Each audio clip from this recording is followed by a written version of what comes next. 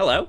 Today I want to record a video talking about the more technical details of wood burial. This is actually a follow-up of a video I did a few weeks ago where I talked about how I thought wood burial was a really good solution for climate change and we should be trying to make it work better. So now I want to kind of get into the technical specifics of how these programs can work. Some caveats ahead of time. Firstly, this is not my field. I'm a forest scientist. I can do forest mensuration. I can do remote sensing. But this is getting a little bit further away from my domain of expertise. The second caveat I would have is that the science itself is not particularly well understood. There's not very many wood burial scientific papers out there. Most of the papers that are out there are about wood decay in landfills, which is really not the same thing, or maybe wood decay on the surface. Frankly, I don't think that's going to change very much because I don't see any grant money being directed towards this right now. Okay, so let's just recap of what wood burial is. The idea of wood burial is locking up carbon from the atmosphere by burying wood underground, and that wood can potentially last for hundreds, if not thousands of years. So if we can prevent the decay of wood after letting a tree grow, that's essentially the same thing as removing carbon dioxide directly from the atmosphere. And we inhibit the decay of wood by inhibiting the fungi and the bacteria that break down the lignin in wood. Lignin is very difficult to actually break down, and so there's only a handful of species that can do it. And so if you mess with the environment by burying the wood and kind of limiting these bacteria, you can cause the wood to stick around for a very long time and basically then sequester massive amounts of carbon dioxide underground. And of course, this is actually how we got into this mess in the first place, because coal fields are derived from wood that was buried during the Carboniferous period. Okay, so what are some kind of ways in which we know that we can limit the decay of wood? There's a couple of them out there. The first is anoxic conditions. And what I mean by this is basically creating conditions that kind of prevent oxygen from getting to the wood, getting to the lignin. And what this usually means is basically submersing the wood in water, and particularly water that's kind of stagnant, where there isn't kind of a flow of even oxygen in the water that can cause respiration. So most of the bacteria and fungi that break down wood require oxygen to do so. There are a handful that will do it with anaerobic respiration, but we have ways of limiting that as well, particularly if you're burying wood that has a fairly low nitrogen content. Then you're both preventing aerobic respiration and you're potentially preventing anaerobic respiration because the bacteria also need nitrogen. Okay, so that's the first way of doing it. Burying the wood with water. The second way of doing it is the opposite. It is burying the wood without water. All of the microbiome that breaks down wood requires water to do so. And so if you're going to bury the wood in the desert, for example, it's not going to be able to decay. We know this, of course, because we've obviously dug up wood in the desert that was buried hundreds of thousands of years ago. And even, if you look at ancient Egyptian tombs, you'll see wood that was, put in place thousands of years ago. The next approach that you can use is basically freezing. So once again, the microbiota can't survive or can't really break down wood if it's below freezing temperatures. So the permafrost is the best example of this, and this exists in extremely high latitudes where layers and layers, hundreds of meters of organic matter, often composing wood, exists in northern latitudes, and that wood basically can't decay. It doesn't necessarily need to be frozen to severely delay decay, so you could also just potentially bury wood in a very cold place that remains kind of near freezing year-round also, and that could also have a very significant delaying effect that could also last centuries. Acidity is another way in which we can prevent the decay of wood. Once again, this prevents the microbes from growing if it's too acidic. This happens naturally all the time in bogs. So bogs are found all over the world, even in tropical environments. And in bogs, an acidic situation occurs in which the organic matter from plants essentially can't be broken down. What happens a lot in bogs is that you'll have organic matter kind of stacking up, It'll stay moist usually year-round because that organic matter kind of draws water into this environment. Essentially that matter can stay locked up like that for thousands of years. The next kind of method that kind of works is to prevent surface area. And what I mean by this is if you can basically compact the wood or the material so tightly that, nothing can get access to it, then by default, you're kind of preventing either access to the wood by either water or oxygen or even, a combination of all these things. And essentially, if you're limiting the exchange of material, into and out of the environment, then you're going to assure that the material isn't going to break down. You can see this in action in a lot of different places. One of them that's kind of cool is that in northern Maine, for example, there are tons of old wood sawdust piles that have been left behind from old sawmills that used to exist across the landscape. Some of these are incredibly remote. And these piles, in some cases, have been sitting there for over 100 years. So these are piles from sawmills that existed either in the 19th century or the early 20th century. And they look exactly like they did, the day they were left in place. You can go and visit them, and it's kind of neat. So the next kind of approach that we can use to limit decay is either by, basically creating an extremely salty environment or a somewhat biologically toxic environment. And this acts the same way as you might expect. Microbes are prevented from breaking down material simply because they can't grow in such a salty or extreme environment. So salt marshes are a great example of this in the natural world. People have talked about burying wood in salt caverns. There's a lot of caves that people have excavated salt in, and you could potentially fill those caves up with wood, and it's just too salty for microbes to grow and break that down. You could imagine maybe other biological forms of toxicity, although who knows what we're talking about there. But all of these are not sexy enough for VC startup land.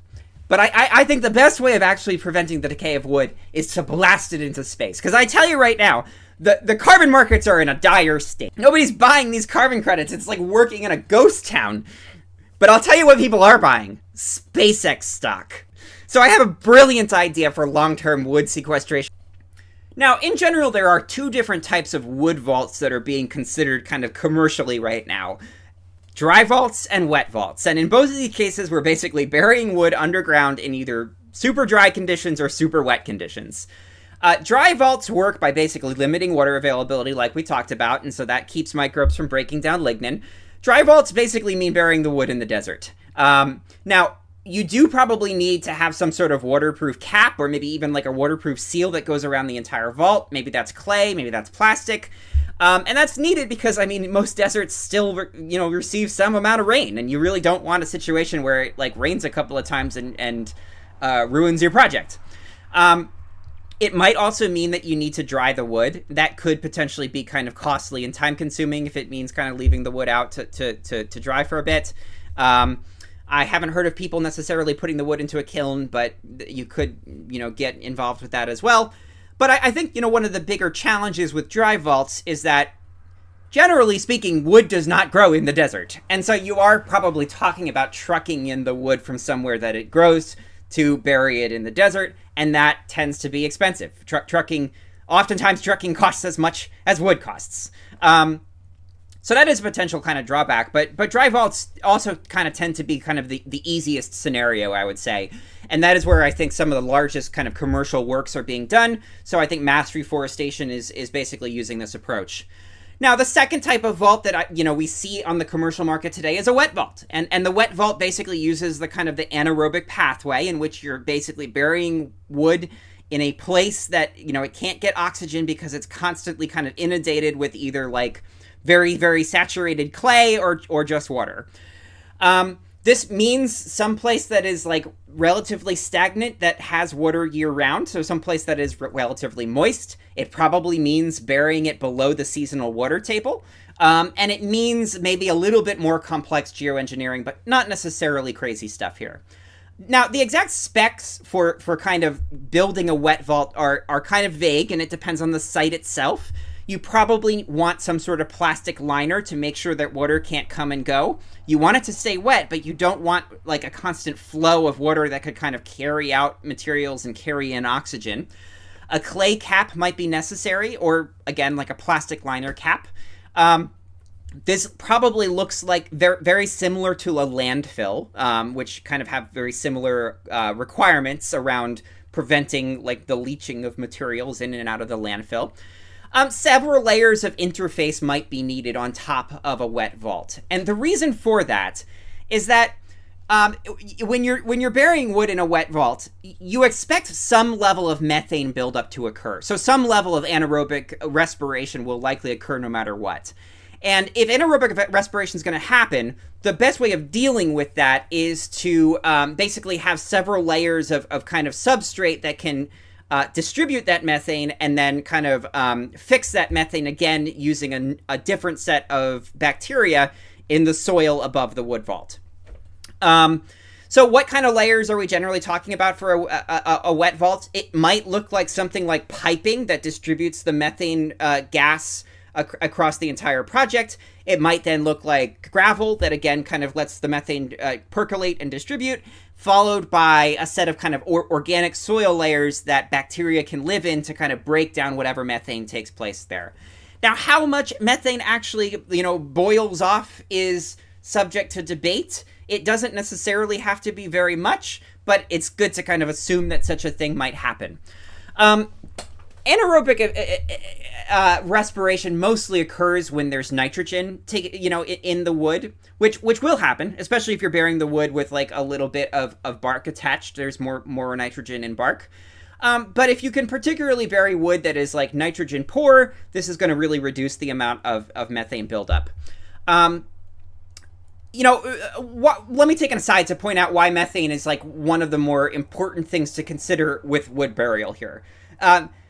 If wood were to just decay on the surface where there is oxygen, it would just turn into CO2. And, that's what normally happens no matter what. But if you bury wood and do it poorly, and there's a lot of methane that can build up because of anaerobic respiration, and you're not either dissipating that methane or kind of limiting the buildup of that methane by like preventing water from coming in and out, that results obviously in a release of methane, which is much more of a potent greenhouse gas than CO2. And so in a worst case scenario, a wood vault that is done really, really poorly could actually end up releasing more like greenhouse gases than would have happened if the wood were just left on the surface to decay, which is really, really bad. So again, this is why a lot of kind of thought needs to go into like how you're dealing with methane, making sure that the vault is kind of sealed. But again, like I think in a properly done wood vault, methane production can be very low, if not basically zero. Now, I think one of the things that we need to note is that no matter what type of wood vault, some amount of decay is likely to happen. And that happens because wood isn't entirely made of lignin. There is some relatively small portion of it that is made of like more easy to break down materials. And so those materials we just have to expect are going to be broken down because, they might be more nutrient rich.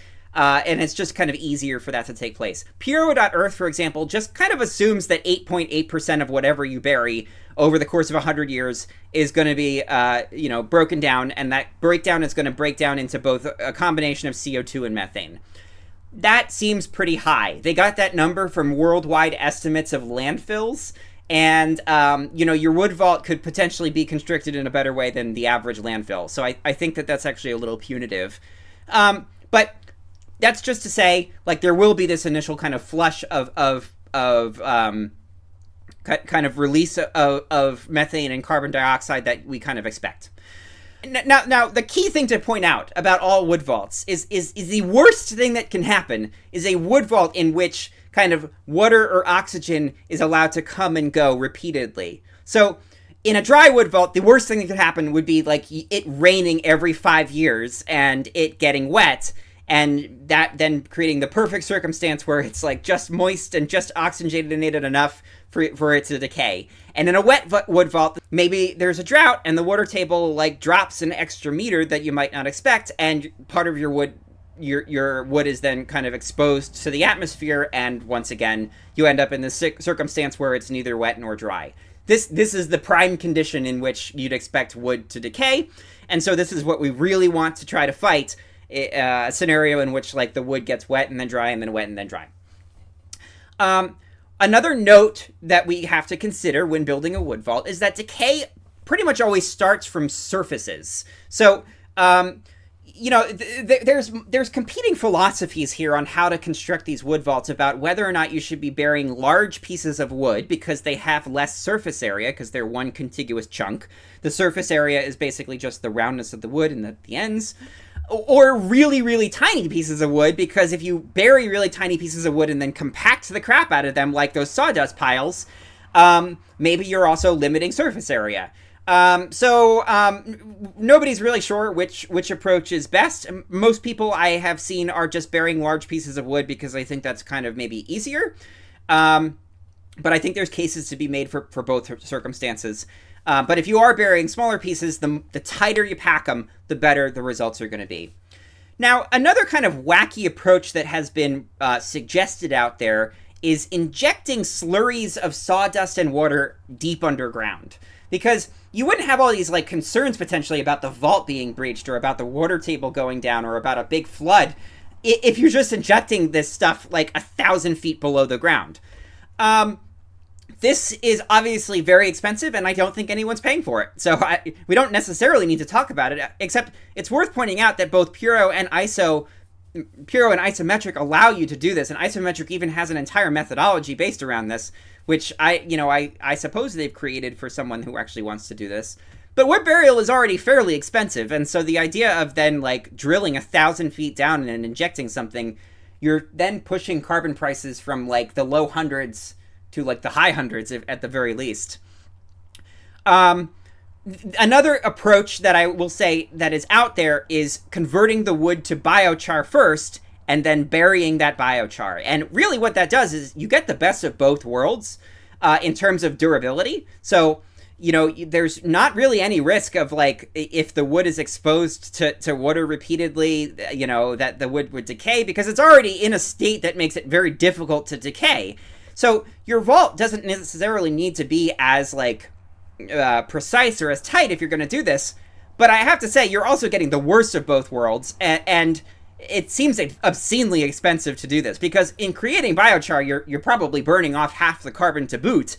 And you oftentimes need a kiln to do so that is like prohibitively expensive or industrial or something like that. So you're compounding the cost of both creating biochar and also creating a wood vault.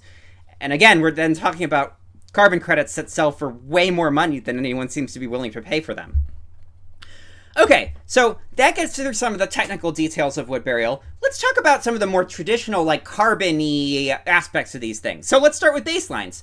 Do wood burial projects need a baseline? Well, maybe you could make the case for that because even if you were to leave the wood on the surface, it would still take like 10 years to decay. But I think, honestly, we shouldn't consider that because, over the duration that we're talking about for wood burial, in which we're usually talking about at least 100, if not thousands of years, the decay rate that might occur in 5 to 10 years on the surface is relatively trivial. And I really don't think we should make these projects more expensive and complicated than they need to be.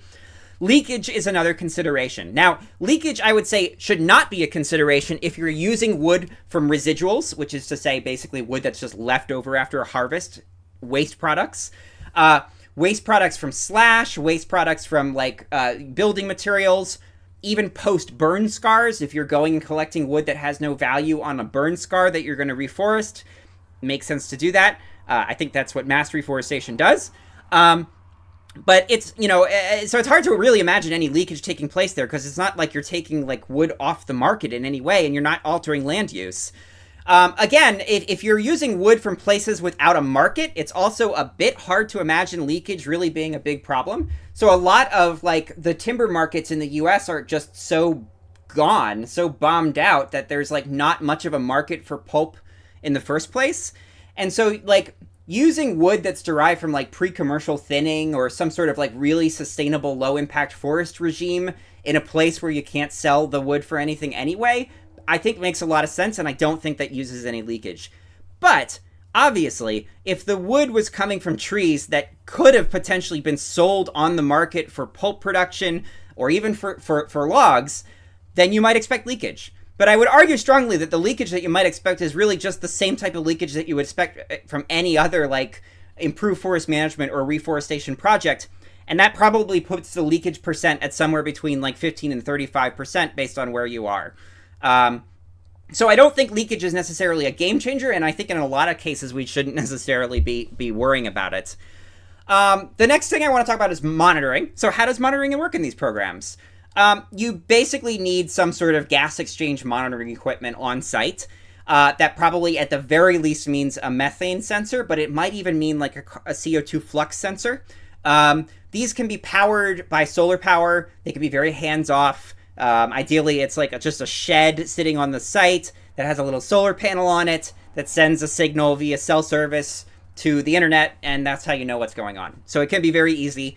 If methane is detected via monitoring in large quantities, you might need to go in there and fix the vault, because this would indicate some sort of leakage, like your containment vessel sprung a leak, or like, water got into a dry vault or air got into a wet vault. And this is exactly what we want to avoid a major reversal, which could result in, something like 15 to 17 times the amount of like greenhouse gas damage than what you buried. But again, I want to say, like, this is very detectable and preventable, so we don't really have to stress too much about this. What about risks? How would we classify risks of wood vaults? Well, I mean, one of the risks is obviously breaking the seal. So this breaking the seal would allow water in or allow air in, whatever type of vault you're dealing with.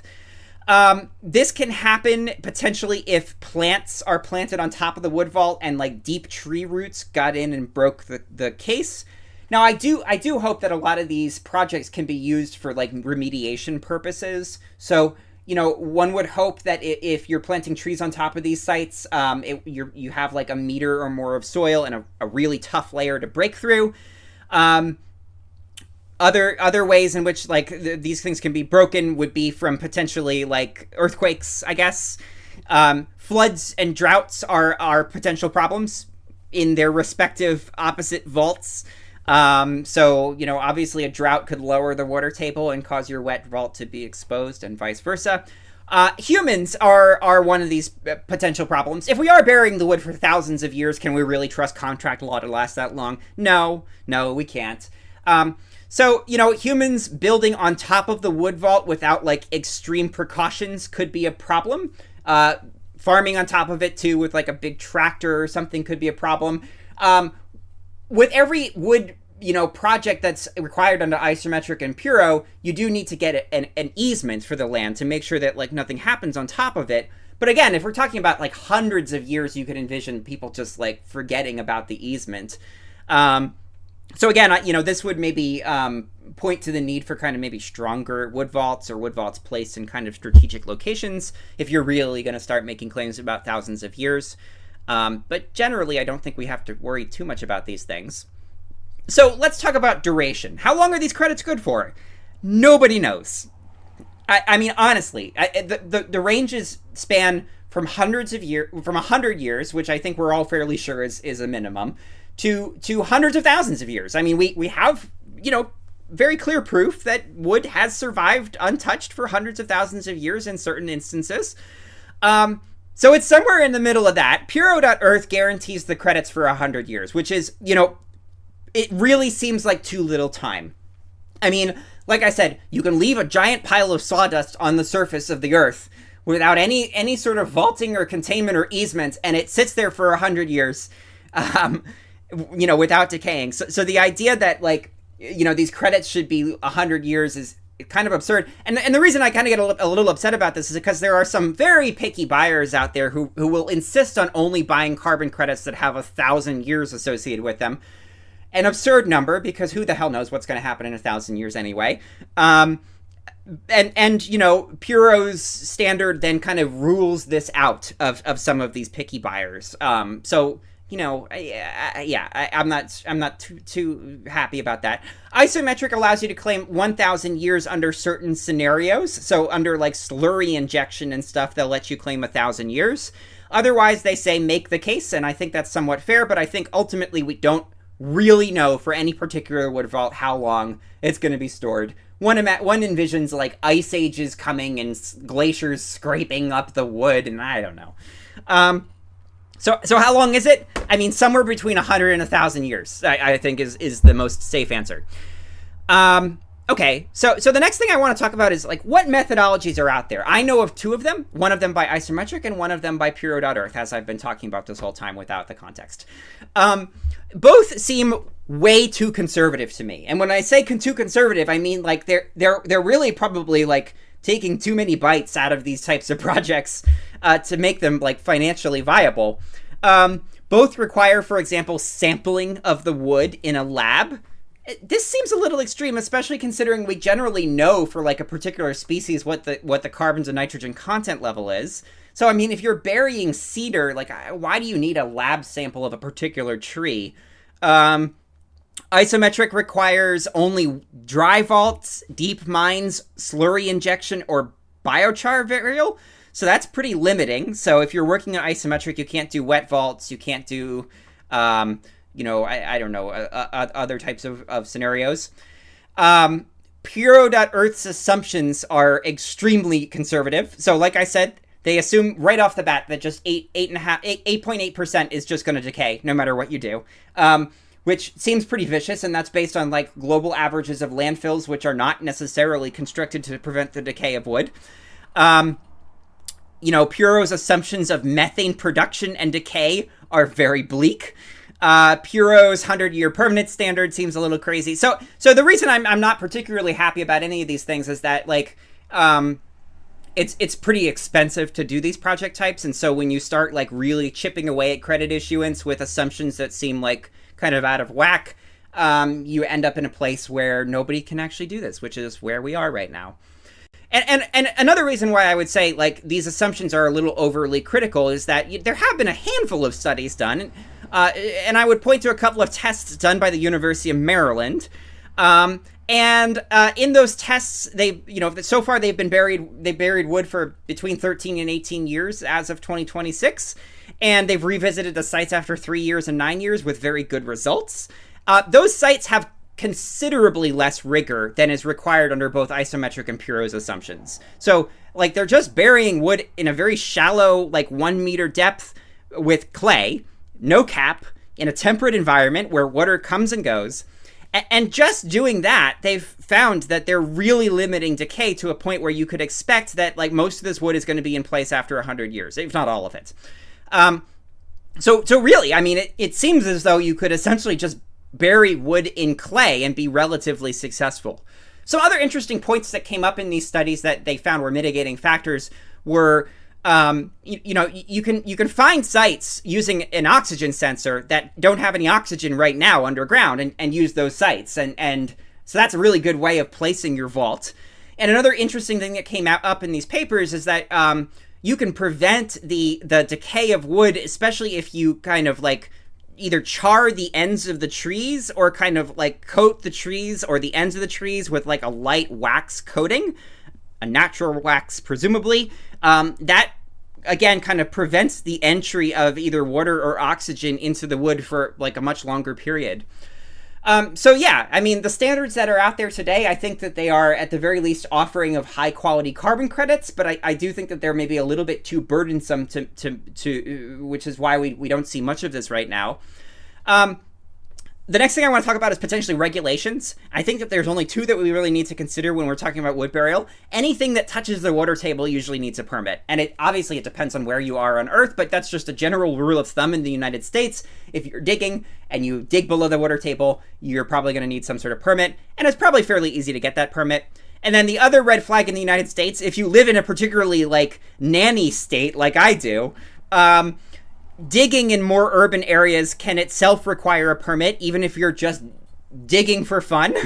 And even handling wood can require a permit because in some municipalities, wood can be considered a waste product.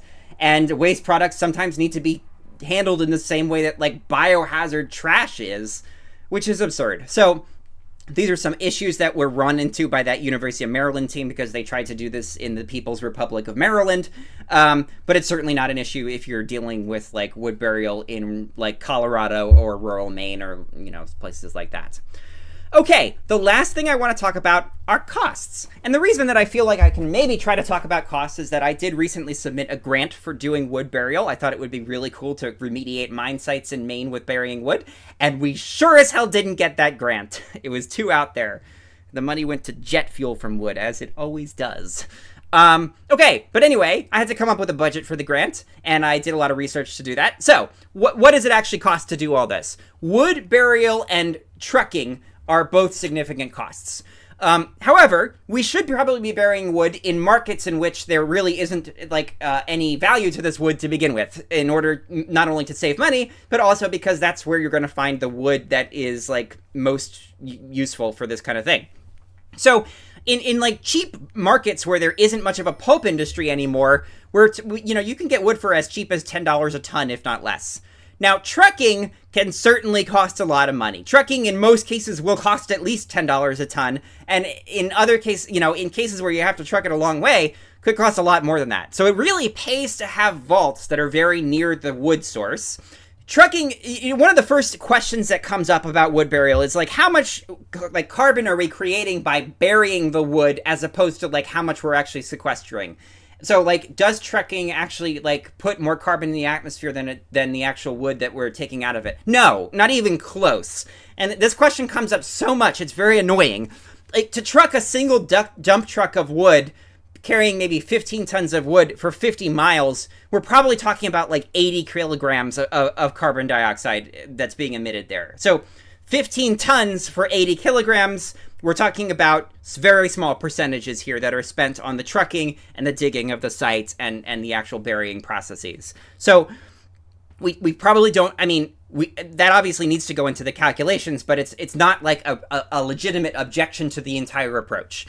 But, one of the important points that I want to make in terms of cost here is that generally, it costs quite a lot to get one of these things off the ground. And one of the reasons for that is that you generally need to be burying large quantities of wood to pique the interest of any buyers. And this speaks to a current major dysfunction in the carbon markets right now, which is that all major carbon purchasers today will have to go and get external diligence for your project. So they'll have to hire somebody like Calyx to review the project. And they're not going to do that if you're only burying 3,000 tons of carbon. So you need to be burying a lot in order to make these programs work for buyers, which is rather frustrating and upsetting because you could really envision this being a fairly small scale, distributed thing, but not in this market. And that's largely because we have a dysfunctional carbon market in which nobody trusts the auditing process. So we spec'd out for the grant, a vault that cost a minimum of $1 million. And we thought it was going to be pretty difficult to get a vault off the ground for less than that. Of that $1 million, the purchase of the wood was only $200,000. So it's all these other things that cost a lot of money. So what do costs include? They include site assessments, site preparation, leveling, clearing, packing. We weren't actually going to be digging these vaults because we were already working in places that had holes in the ground, but digging too. Clay and topsoil material, if you're going to be buying that and transporting it in, or even just transporting it on the site from one place to another.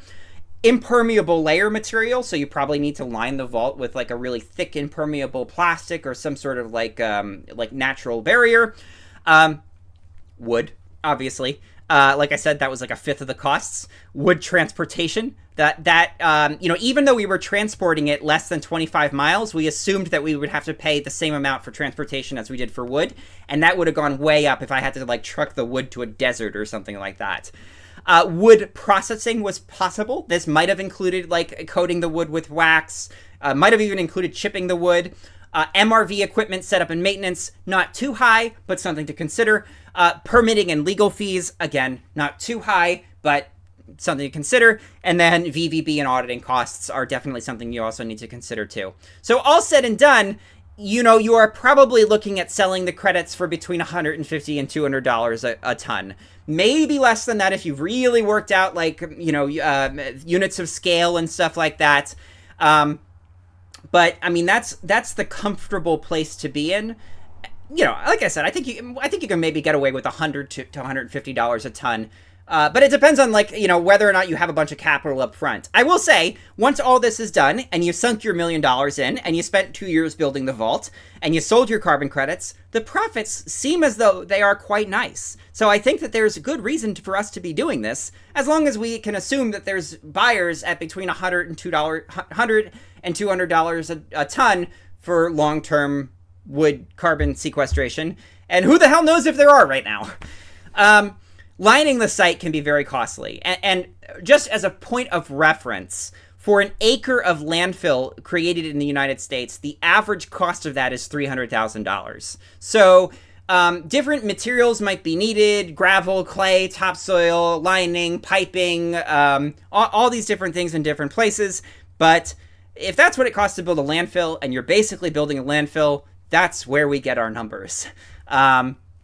So yeah, I mean, I hope that gets into kind of some of the nitty gritty details of wood burial. I'm super excited about it. I think with like super good unit economics, you can potentially bring the thing down certainly below $150, maybe below $100 if like there's enough confidence in the system. But I think one of the primary limiting factors right now is that there are so few people doing it and so few success stories right now. Not because anyone's failed, but that people need a higher than normal like expected return in order to invest in it. And so that also kind of pushes the price of these credits up a little bit, compared to where they could be. I really do see this being like cost competitive with like ARR, and so much more cost efficient than like direct air capture and stuff, with a lot less like concerns relative to like whether or not the factory is going to get built in the next 10 years or whether or not the trees are going to burn down. So yeah, I'm still excited about wood burial. Maybe another grant will come along, but probably not.